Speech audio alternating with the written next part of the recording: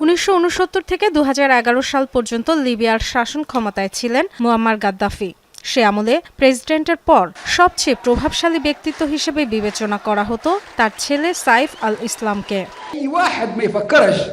সরকারের আনুষ্ঠানিক কোনো পদে না থাকলেও ভূমিকা রাখতেন নীতি নির্ধারণে, নেতৃত্ব দিতেন উচ্চ পর্যায়ের আলোচনায়।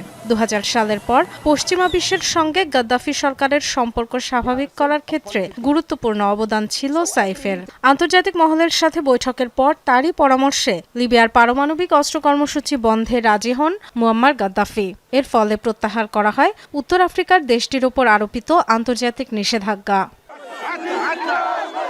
বাবা দীর্ঘদিনের স্বৈরশাসক হলেও অবশ্য উত্তরাধিকার সূত্রে শাসক হওয়ার বিপক্ষেই অবস্থান ছিল সাইফের। বলতেন, ক্ষমতা উত্তরাধিকার হিসেবে পাওয়ার মতো কোনো খামার নয়।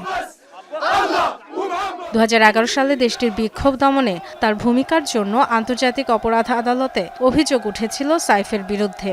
গণঅভ্যুত্থানে মুয়াম্মার গাদ্দাফি ক্ষমতাচ্যুত ও নিহত হওয়ার পর একের পর এক চ্যালেঞ্জের মুখোমুখি হন তিনি। ওই বছরই জুনে তার বিরুদ্ধে গ্রেফতারি পরোয়ানা জারি করে আইসিসি। শেষ পর্যন্ত বিদ্রোহী গোষ্ঠীর হাতে আটক হয়ে কারাগারে কাটে 6 বছর। 2015 সালে লিবিয়ার একটি আদালত তাকে মৃত্যুদণ্ড দিলেও 2 বছর পর এক সাধারণ ক্ষমতার আওতায় মুক্তি পান সাইফ। এরপর থেকে পশ্চিমাঞ্চলীয় শহর জিনতানেই কাটে জীবন।